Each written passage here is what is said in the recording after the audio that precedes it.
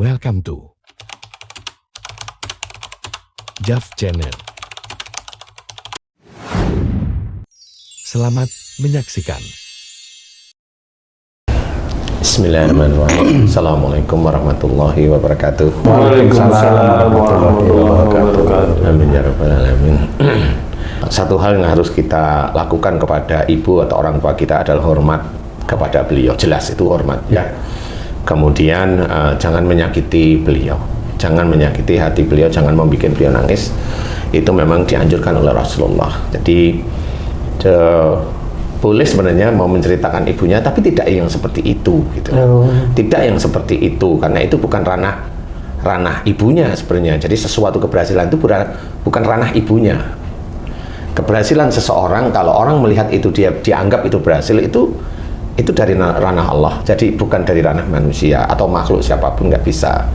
Seperti yang tertulis dalam Quran, ma'asyabaka min hasanatin famin Allah. Jadi apa saja nikmat yang kau terima itu dari sisi Allah. Jadi tidak ada seorang makhluk yang bisa memberikan nikmat kepada makhluk lain, itu tidak bisa. Walaupun itu ibunya tidak bisa. Tapi ibu saya kan nyusui saya, itu kewajibannya. Itu kewajiban. Iya.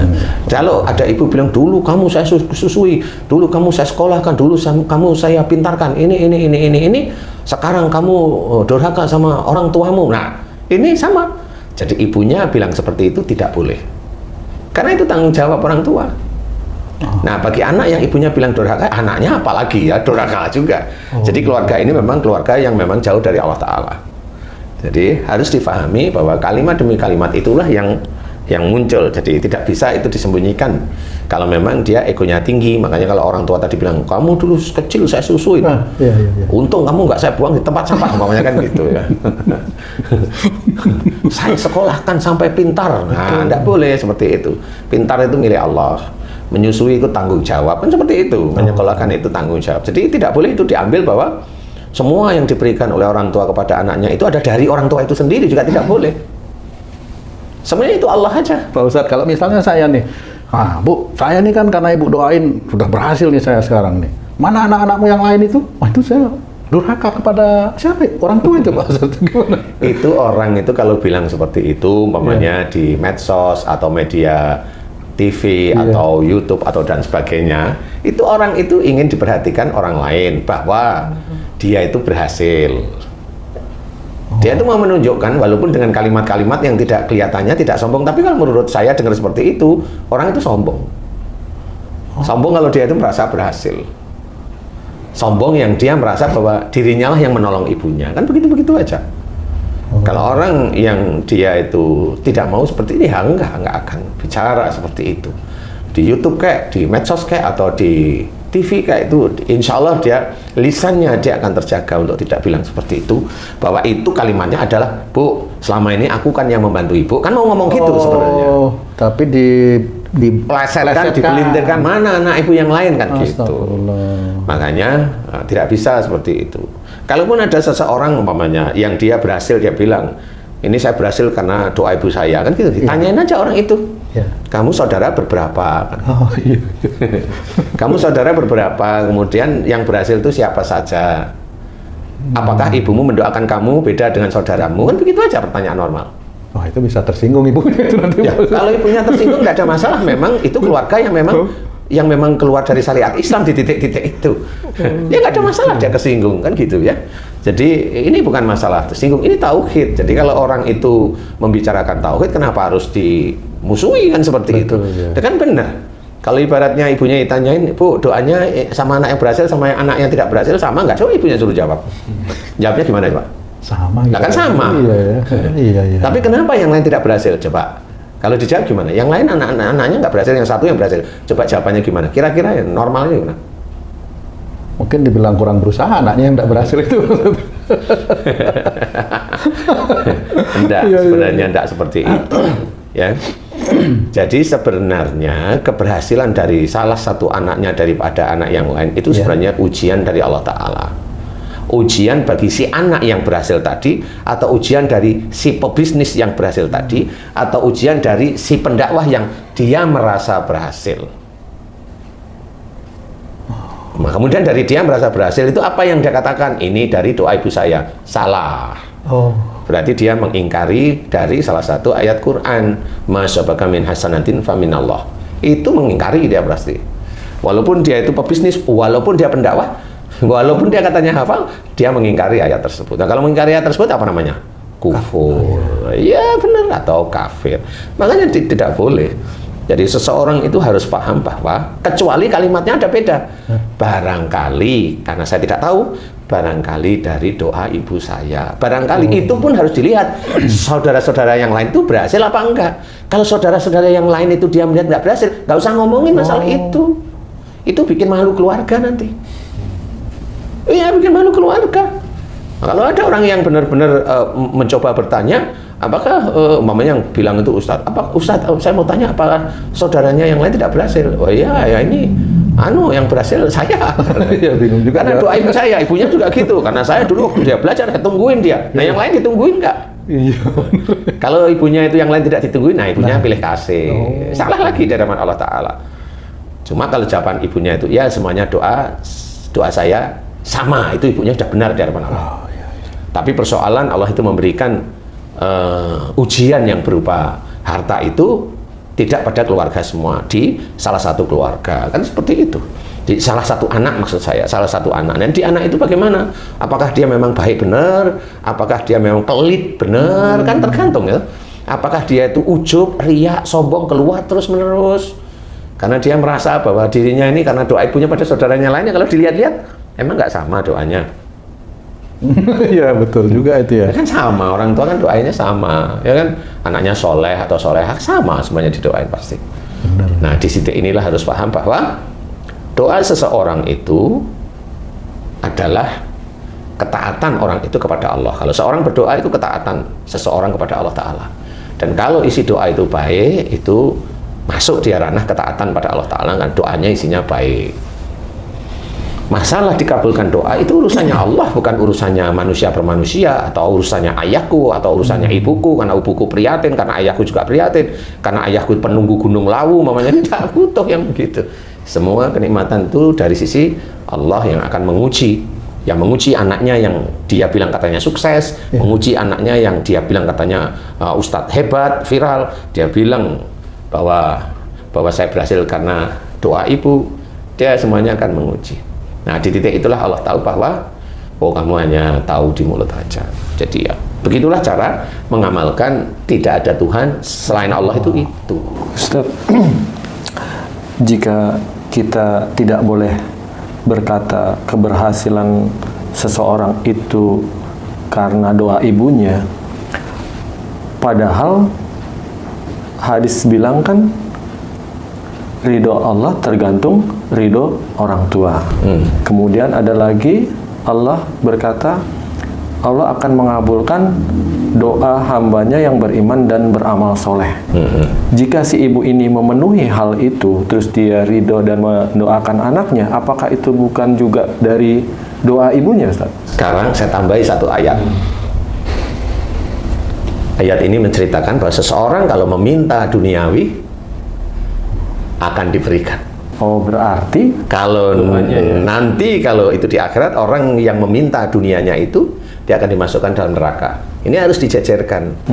Jadi sekarang Haji mau lihat yang gimana nih ridho ibu yang Allah itu juga ridho. Kan harus tahu yang mana nih tujuannya akhirat. Iya, tujuannya akhirat.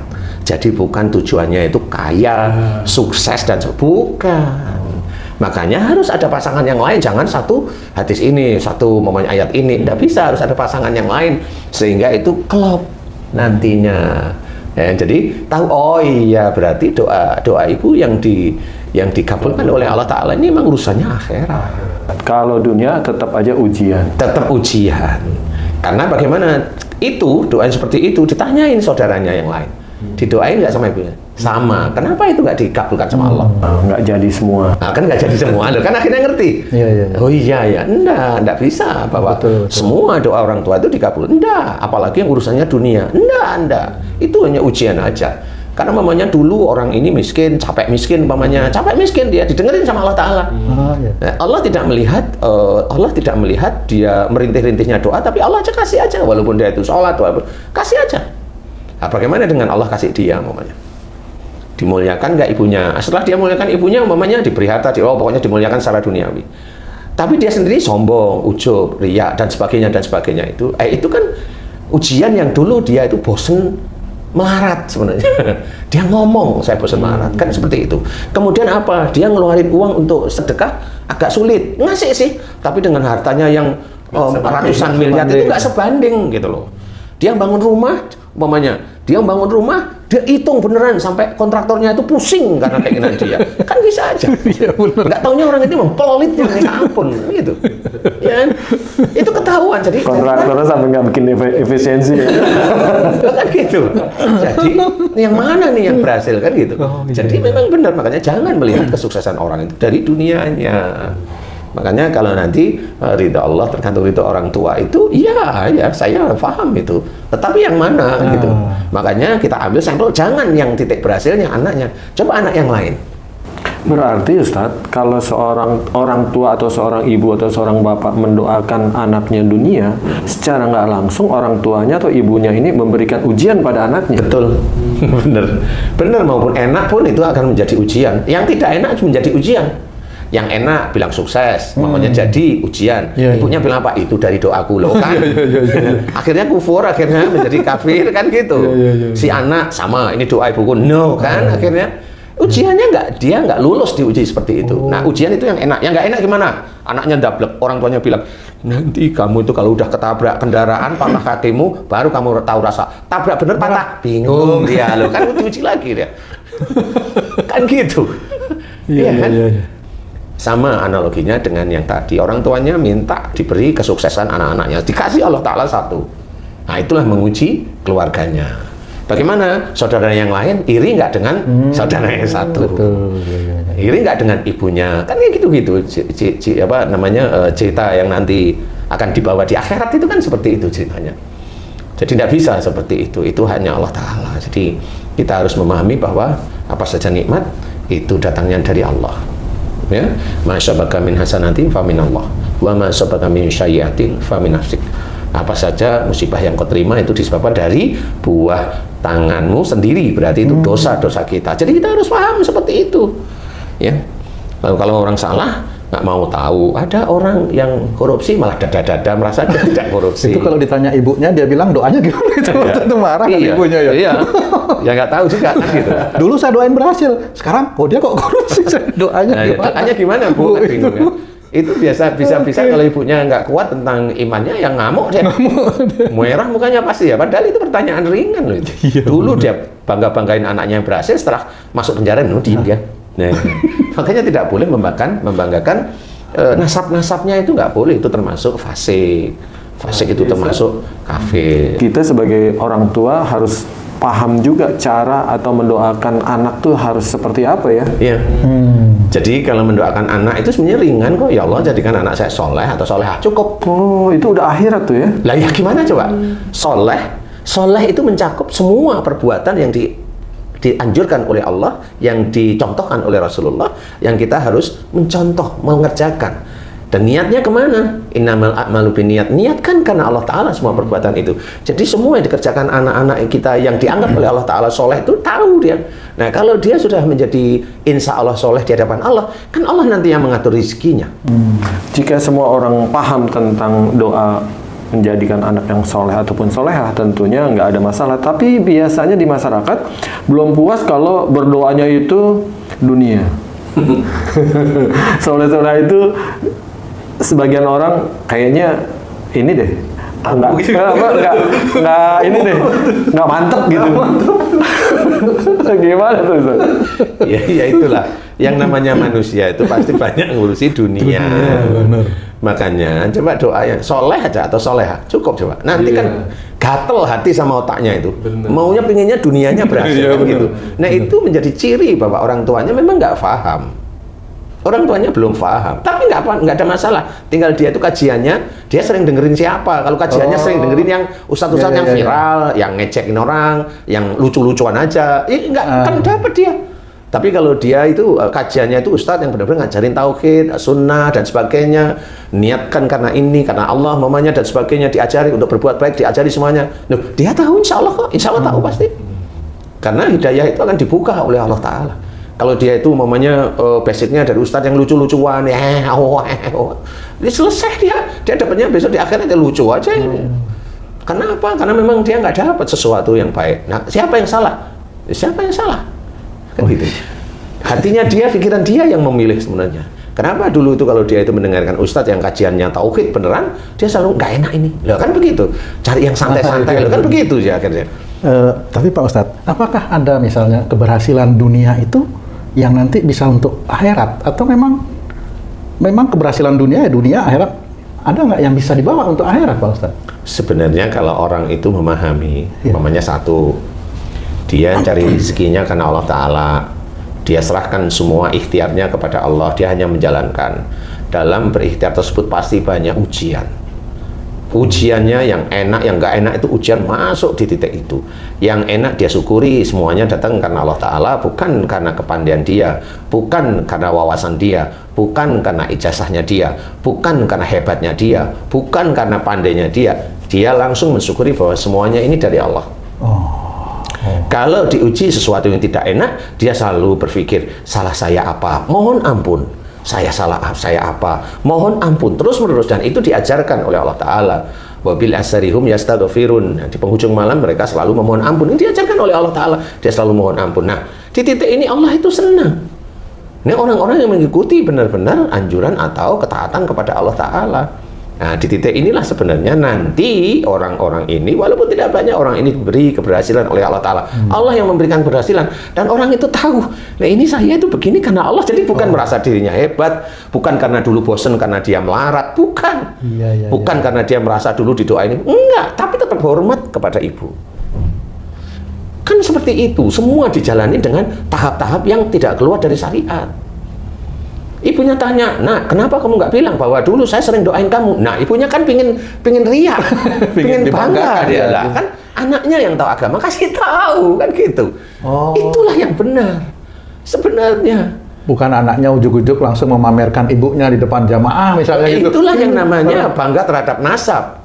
Bangga. Itu fasik sebenarnya. Jadi makanya kita harus memahami, belajarlah yang benar, fahami kemudian terapkan di dalam kehidupan sehari-hari. Dari mulai bicara ya ditata yang baik, seperti itu. Wong mulut kita itu besok itu juga akan bersaksi ya. Nanti di akhirat. Mata kita juga bersaksi di akhirat, telinga kita bersaksi di akhirat, otak kita juga bersaksi di akhirat, kolbu hati kita juga bersaksi di akhirat. Dan seperti itu.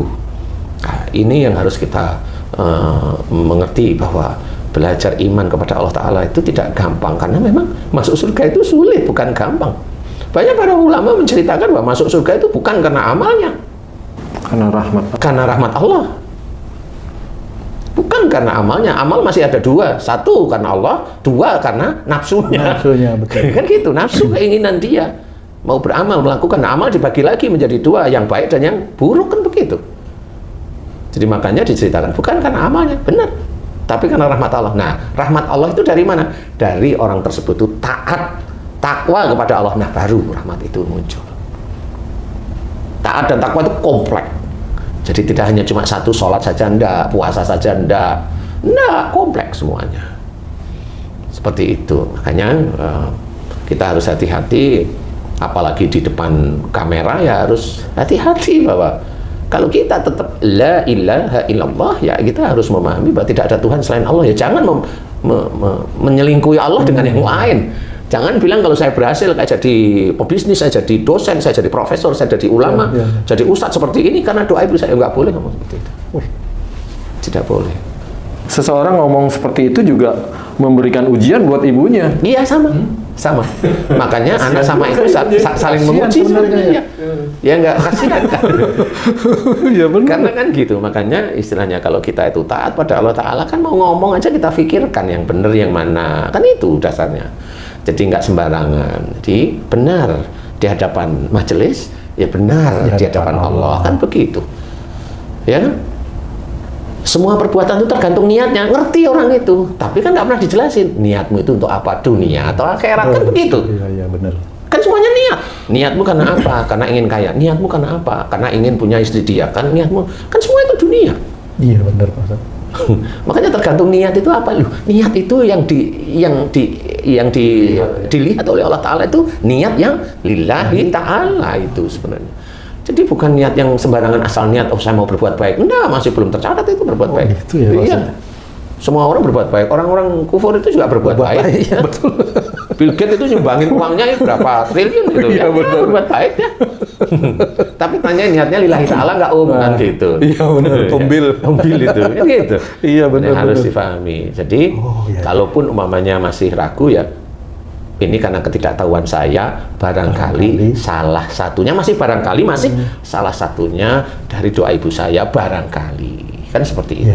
Tapi kalau dia ingat saudaranya, pada saat dia ngomong itu ingat saudaranya yang tidak berhasil, dia ngomong, tapi saudara saya kok nggak ada yang berhasil ya? Loh, berarti bu saya juga doain saudara saya, berarti juga dari Allah saja. Kan selesai. Oh gitu ya. Kalau orang tahu agama itu, loh berarti dari Allah saja ya.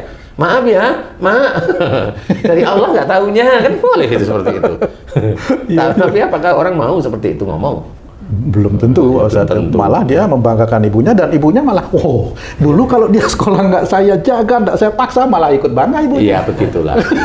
Iya begitulah. Ya nggak apa-apa. Ini kan belajar, jadi sama. Jadi istilahnya, apakah kita seperti itu? Ya makanya JJ itu sama kamu itu seneng tuh. Karena kamu nggak pernah banggain keluarga kamu. Jadi senang beliau itu. Dan jadi kamu nggak ujub, nggak riak, nggak bangga gitu ya. Karena itu pas-pasan. Iya benar. Kan gitu ya. Ya marilah kita pahami bahwa belajar tauhid itu memang ya sulit-sulit tapi ya nggak sulit. Ya sulit tapi ya nggak sulit-sulit, tapi intinya adalah niat kita menegakkan tauhid di hadapan Allah yang harus berani seperti itu. Bukan berarti berarti umpamanya ditanyain, Pak Ustadz nggak hormat sama orang tua, senyum saya. Nah, kan nggak perlu ngomong yang seperti itu. Kalau saya ngomong begini kan insya Allah lah ya. Jadi sudah dipahami gitu loh. Jadi nggak perlu diumbar seperti itu, enggak, biasa aja. Ya, makanya kita harus hati-hati karena lisan kita juga nanti bertanggung jawab di hadapan Allah. Jadi hati-hati. Naudzubillah min dzalik. Mudah-mudahan kita tidak digolongkan yang seperti orang salah yang seperti itu ya. Amin ya rabbal alamin. Wallahu a'lam.